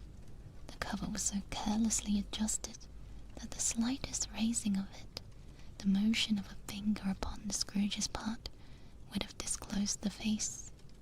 He thought of it, felt how easy it would be to do, longed to do it, but had no more power to withdraw the veil than to dismiss the spectre at his side. O cold, cold, rigid, dreadful death, set up thine altar here, and dressed it up in such horrors as thou hast had at thy command, for this is thy dominion. But of the loved, revered, honoured head, thou canst turn one hair to thy dread purposes, or make one feature odious. It's not that the hand is heavy and will fall down when released. It's not that the heart and pulse thus still, but the hand was open, generous and true, the heart brave, warm and tender, and the pulse a man's. Strike, shadows, strike, and see this good deeds springing from the wound to sow the world with life immortal.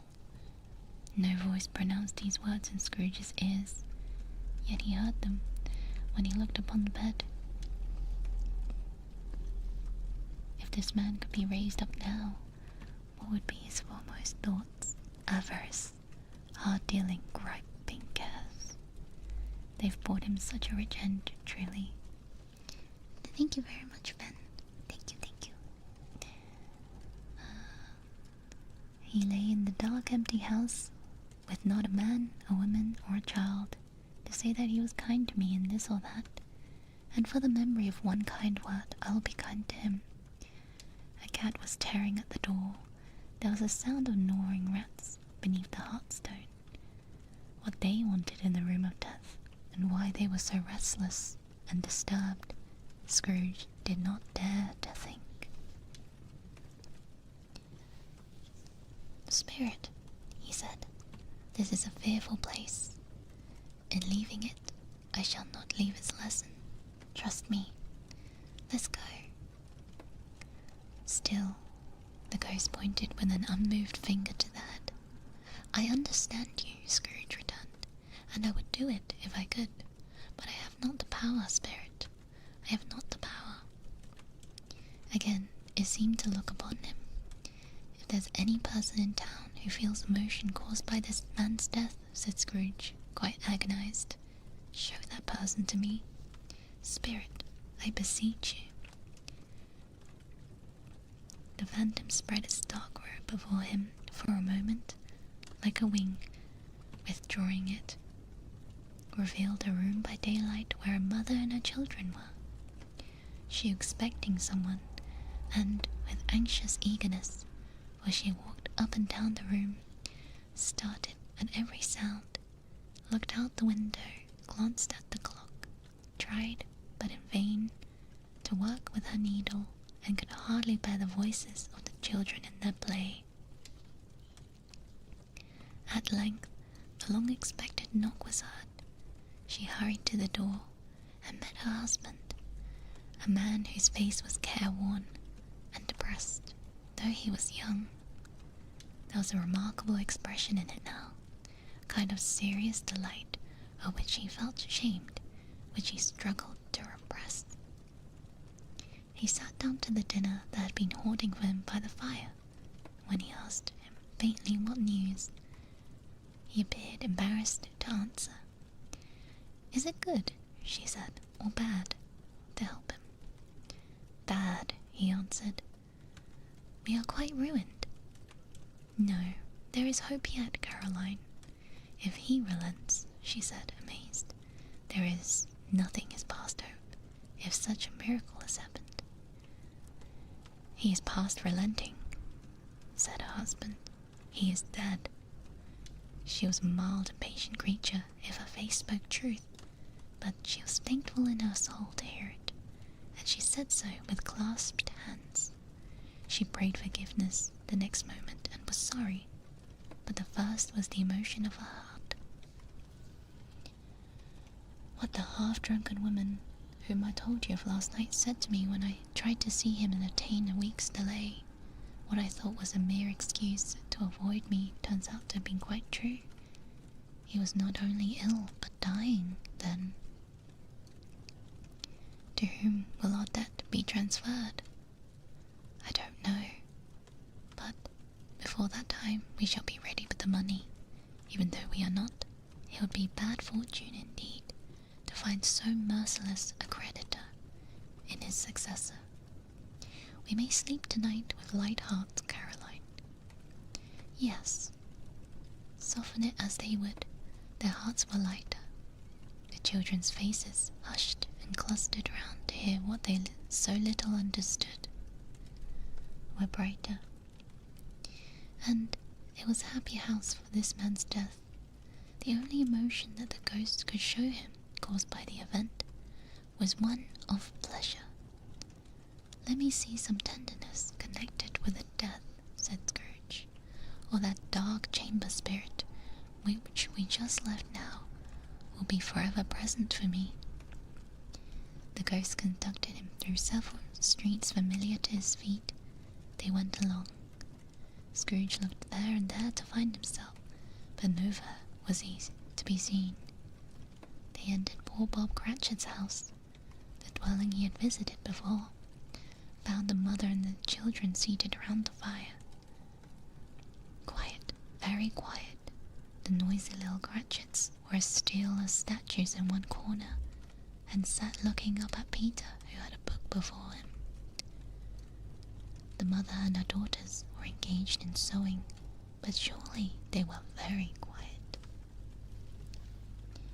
And he took a child and set him in the midst of them. Where had Scrooge heard these words? He had not dreamed them.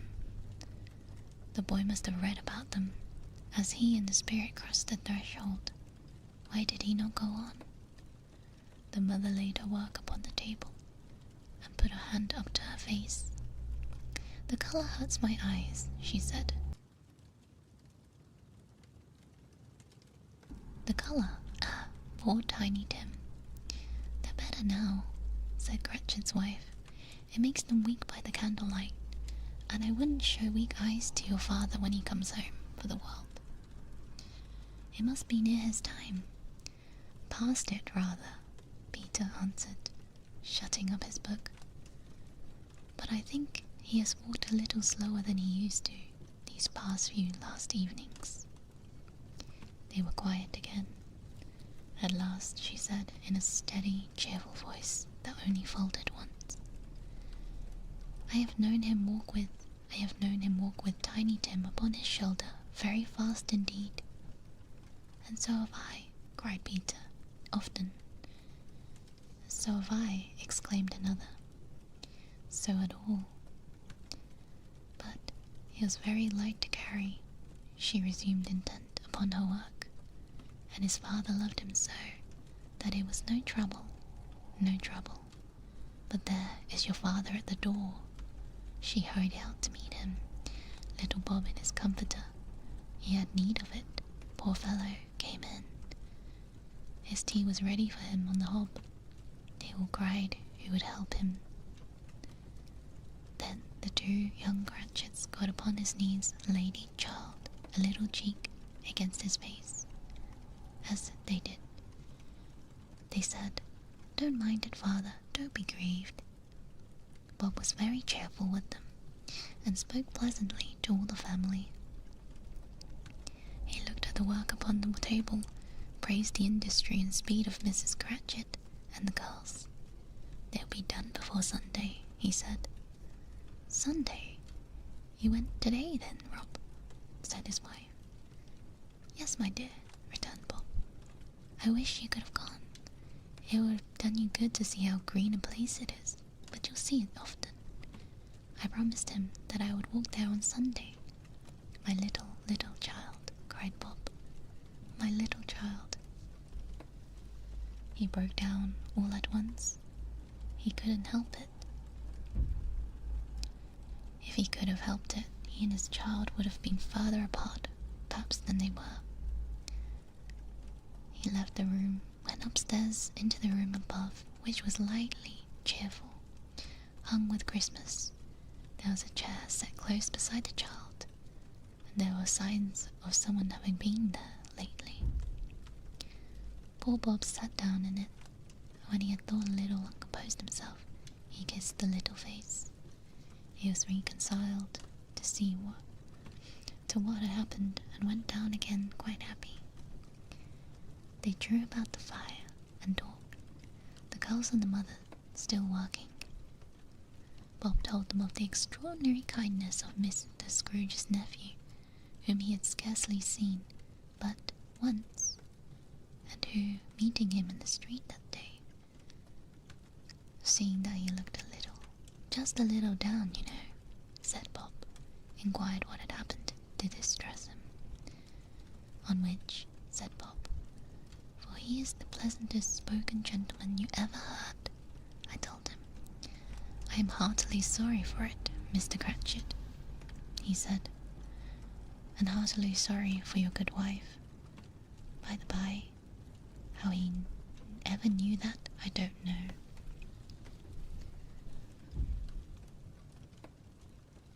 Knew what, my dear? Why, that you were a good wife, replied Bob. Everybody knows that, said Peter. Very well observed, my boy, cried Bob. I hope they do. Heartily sorry, he said, for your good wife. If I could be of service to you in any way, he said, giving me his card. That's where I live. Pray, come to me. No, it wasn't, cried Bob. For the sake of anything he might be able to do for us, so much for his kind way, that this was quite delightful. It really seemed as if he'd known our Tiny Tim and felt with us. I'm sure he's a good soul, said Mrs. Cratchit. You would be sure of it, my dear, returned Bob. If you saw and spoke to him, I shouldn't be surprised. Mark what I say. If he got Peter a better situation. Only hear that, Peter, said Mrs. Cratchit.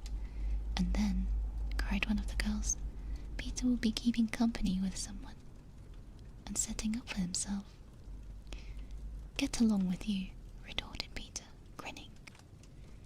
It's just as likely as not, said Bob, one of these days, though there's plenty of time for that, my dear. However, and whenever we part from one another, I am sure we shall none of us forget poor Tiny Tim, Shall we, or this first parting that there was among us? Never, father, cried they all. And I know, said Bob, I know, my dears, that when we recollect how patient and mild he was, although he was a little child, we shall not quarrel easily among ourselves and forget poor Tiny Tim in doing it. Never, father, they all cried again. I am very happy, said little Bob. I am very happy. Mrs. Cratchit kissed him, his daughters kissed him, then 2 young Cratchits kissed him. Peter himself shook hands. Spirit of Tiny Tim, thy childish essence was from God. Spectra, said Scrooge, something informs me that our parting moment is at hand. I know it, but I know not how. Tell me, what man that was whom we saw lying dead? The ghost of Christmas yet to come conveyed him, as before, though at a different time, he thought. Indeed, there seemed to be no order in these latter visions, save they were in the future, into the results of businessmen, but showed him not himself. Indeed, the spirits did not stay for anything, went straight on as to the end, just now desired, until besought by Scrooge to tarry for a moment.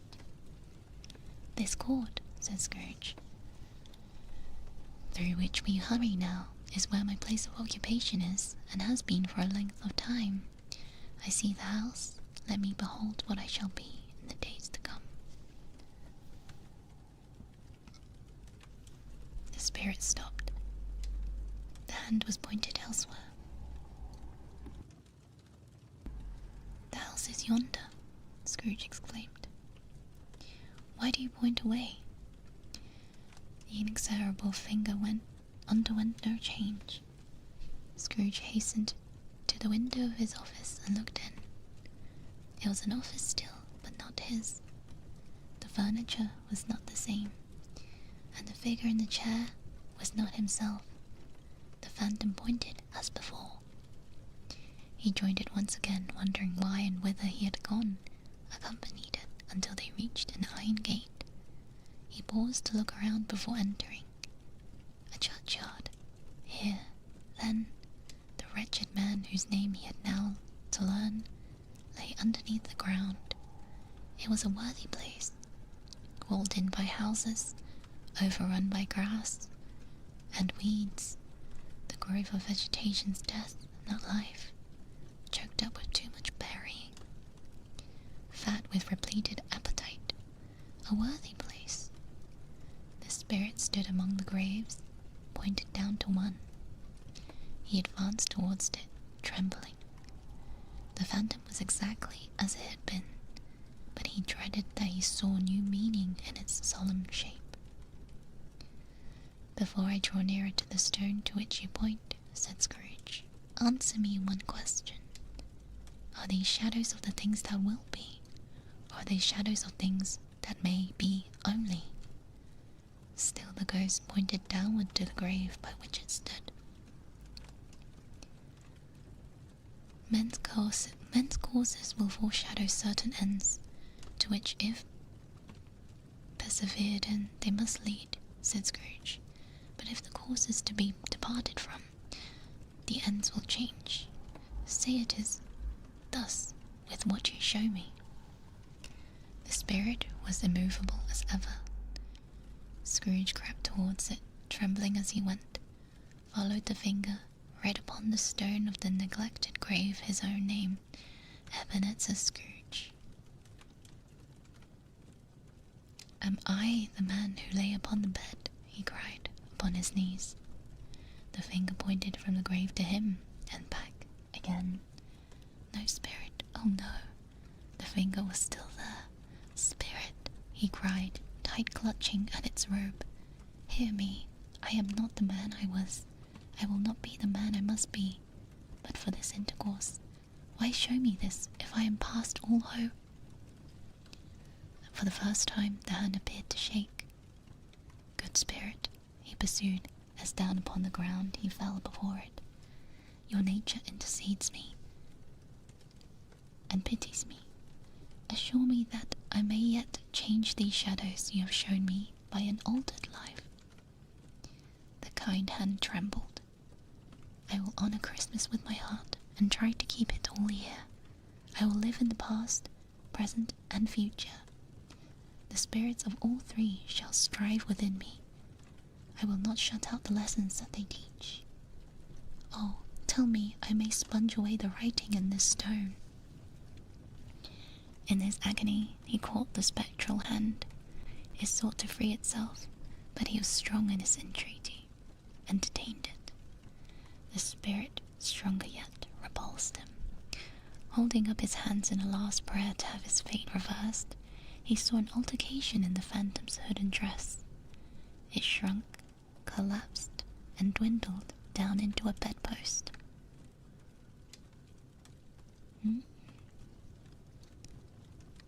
That was the last of the spirits.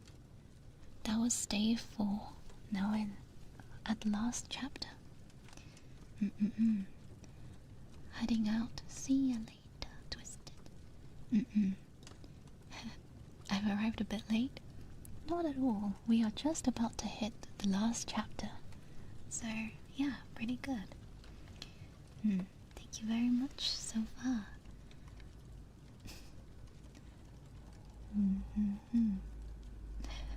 I fell asleep. The cat stole my food. Oh no. That is quite funny. Okay. Yeah, we're nearly at the end. Oh my gosh, we're actually going to finish it. Okay. So, let me drink some more water.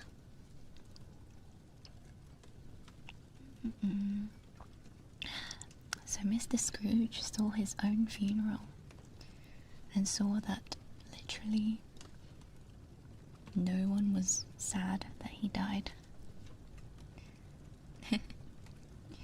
That's quite brutal. And the fact that people were like stealing his stuff. Lovely. Lovely rap. This is just like your treadmill karaoke? In what way? Bro had no friends in life. Please. Oh my gosh. Well, I don't blame him. If I saw my ghost of the future, I'd probably start panicking. Yeah. Free loot? Gosh. Looting his stuff already. We went to your funeral and you resurrected. Oh no. I really am Scrooge. Oh man. Okay. Okay, I think this last chapter is a little bit shorter, but it's still a chunky chapter. Hey Nazaria. Welcome. Thank you Prodigy and Crimson for the links. Okay, let us go into the last chapter. Yes. Okay, Stay 5, the end of it.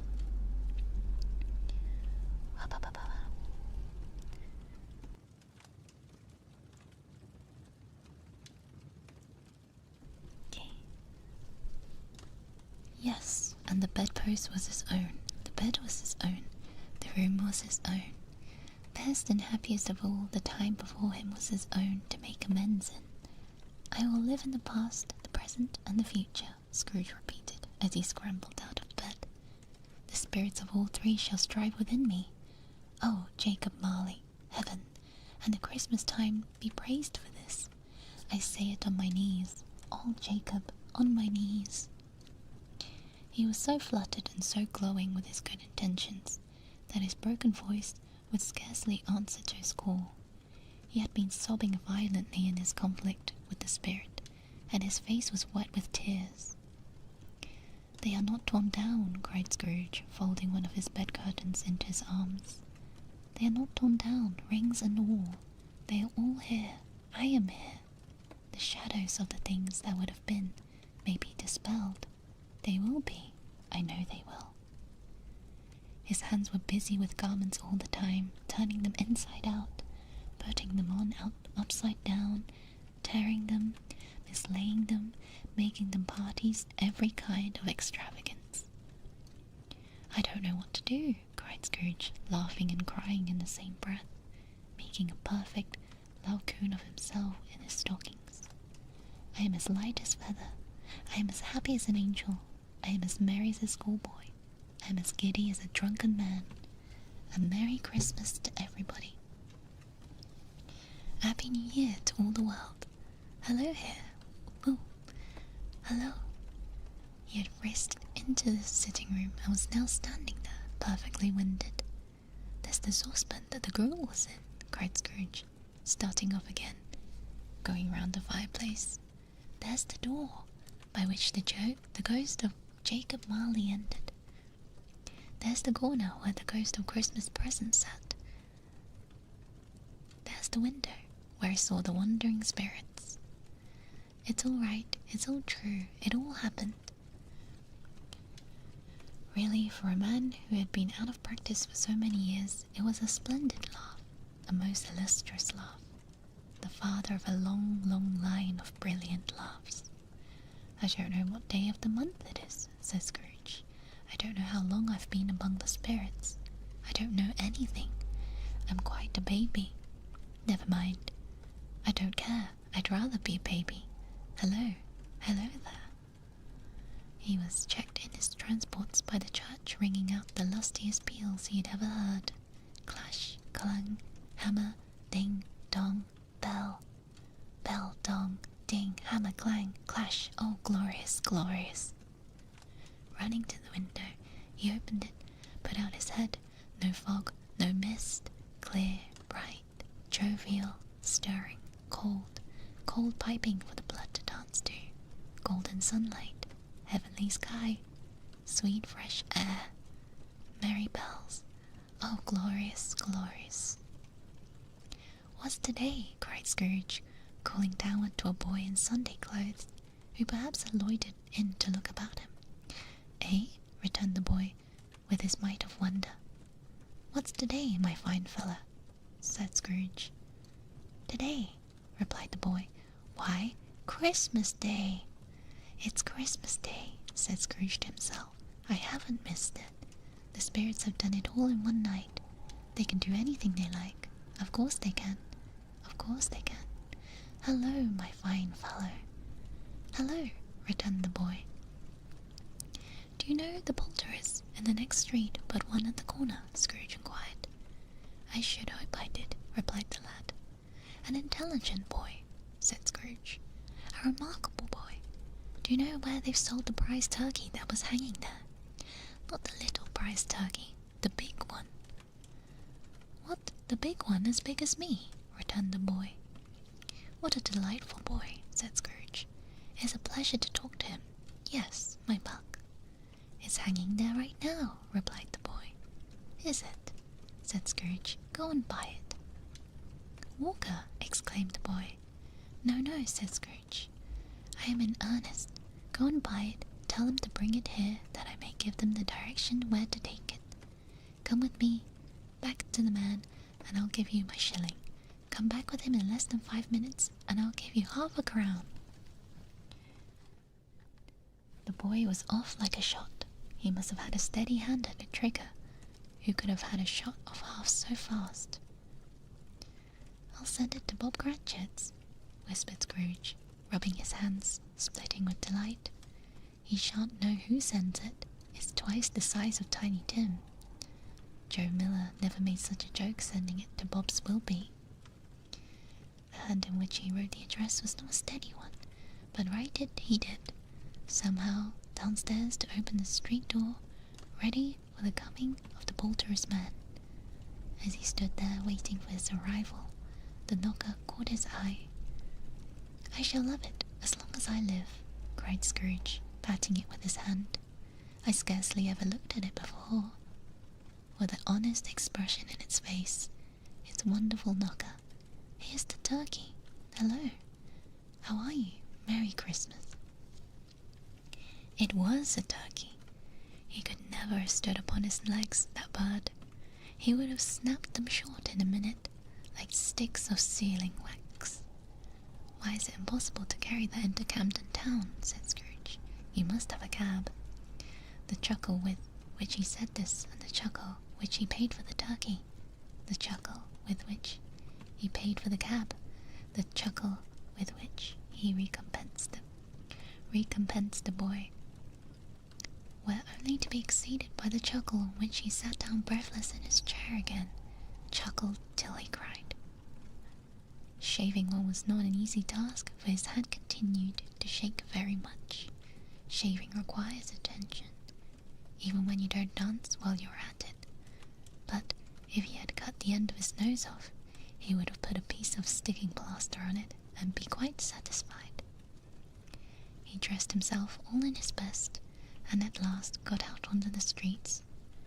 The people were by this time pouring forth, as he had seen them with the Ghost of Christmas Present, and walking with his hands behind him, Scrooge regarded every one with a delighted smile.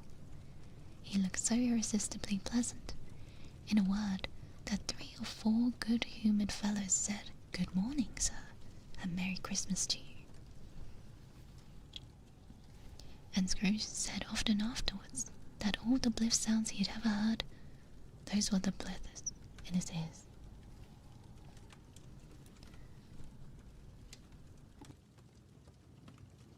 He had not gone far, when coming on towards him, he beheld the portly gentleman who had walked into his counting-house the day before, and said, "Scrooge and Marley's, I believe." It sent a pang among his heart to think how this old gentleman would look upon him when they met, but he knew what path lay straight before him, and he took it. "My dear sir," said Scrooge, quickening his pace, taking the old gentleman by both his hands, "how do you do? I hope you succeeded yesterday. It was very kind of you. A Merry Christmas to you, sir." Mr. Scrooge said, "Yes," said Mr. Scrooge, "that is my name. I fear it may not be pleasant to you. Allow me to ask your pardon, and will you have the goodness—" Here Scrooge whispered in his ear. "Lord bless me," cried the gentleman, as if his breath was taken away. "My dear Mr. Scrooge, are you serious?" "If you please," said Scrooge, "not a farthing less. A great many back payments are included, I assure you. Will you do me that favour?" "My dear sir," said the other, shaking hands with him, "I don't know what to say to such moon of it." "Don't say anything, please," retorted Scrooge. "Come see me. Will you come to see me?" "I will," cried the old gentleman, and it was clear he meant to do it. "Thank ye," said Scrooge. "I am much obliged to you. I thank you 50 times. Bless you." He went to church and walked about the streets and saw the people hurrying to and fro, patted children in the head, questioned beggars, looked down into the kitchens of the houses, up to the windows, found that everything could yield him pleasure. He had never dreamed that any walk, that anything, could give him so much happiness. In the afternoon, he turned his steps towards his nephew's house. He passed the door a dozen times before he had the courage to go up and knock, but he made a dash and did it. "Is your master at home, my dear?" said Scrooge to the girl. "Nice girl, very." "Yes, sir." "Where is he, my love?" said Scrooge. "He's in the dining room, sir, with the mistress. I'll show you upstairs, if you please." "Thank ye. He knows me," said Scrooge, with his hand already in the dining room lock. "I'll go in here, my dear." He turned it gently, settled his face in round the door. They were looking at the table, which was spread out in great array, for these young housekeepers are always nervous on such points, and like to see everything is right. "Fred," said Scrooge. Dear heart alive, how his niece by marriage started.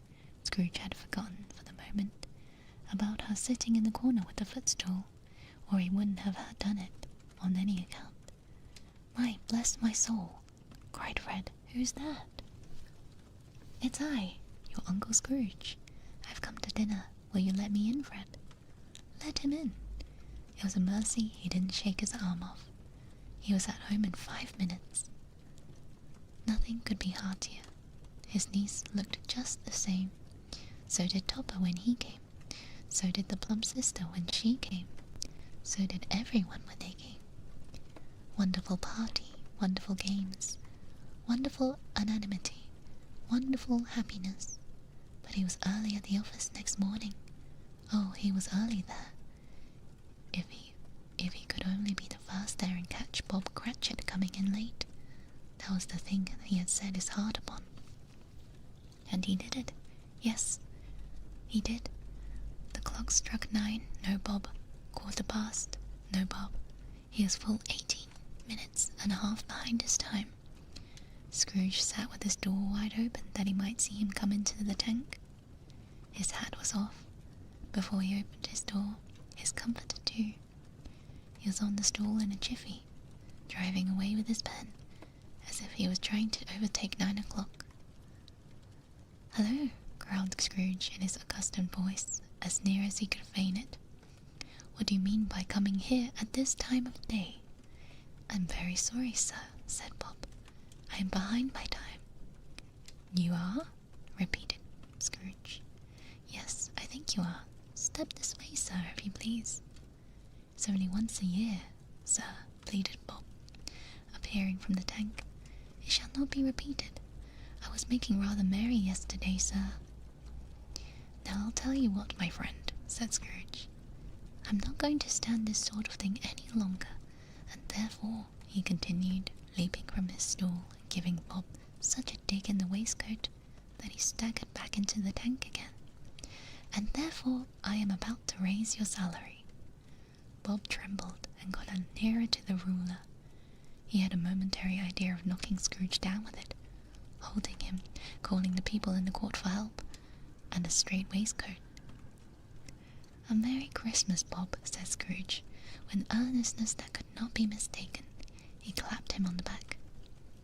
"A merrier Christmas, Bob, my good fellow, than I have given you for many a year.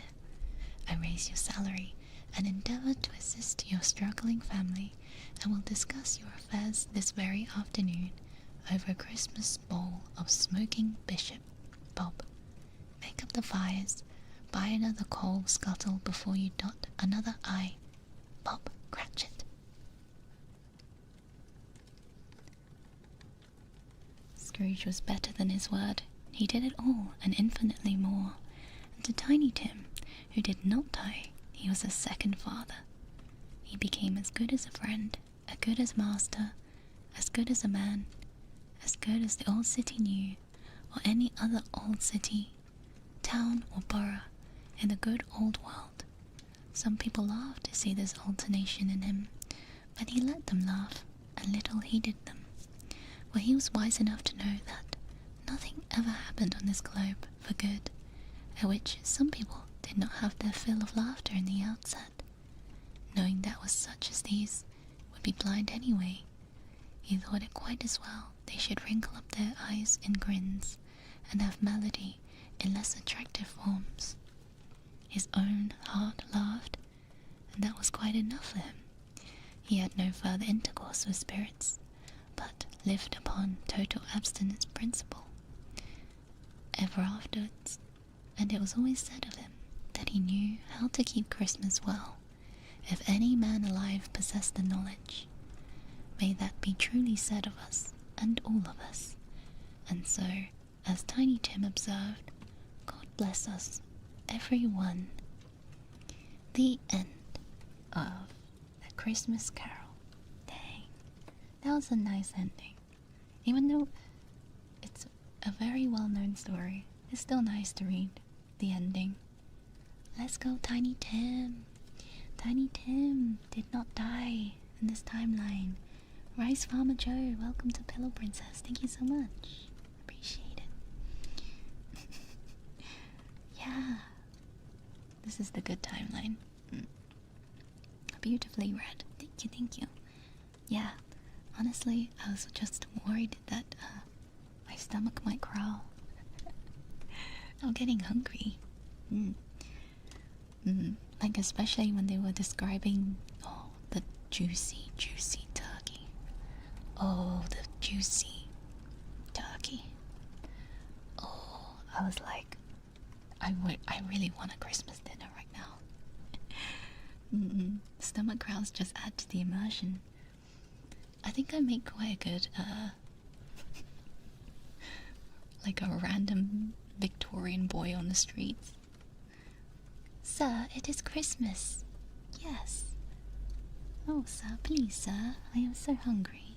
May I have some of that turkey?